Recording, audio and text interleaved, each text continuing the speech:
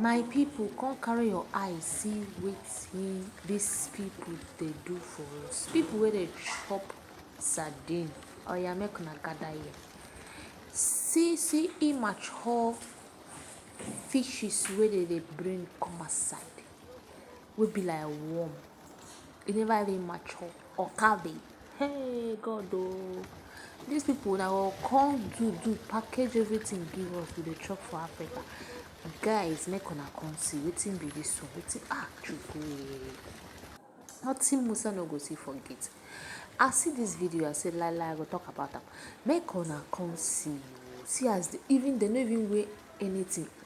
E sure say dis things never die. Dey go don die na. Dey go don kpai. Make una see na. Dey go come go carry am now, come go produce one thing wey dey go produce, come give us for Africa, we go come dey chop.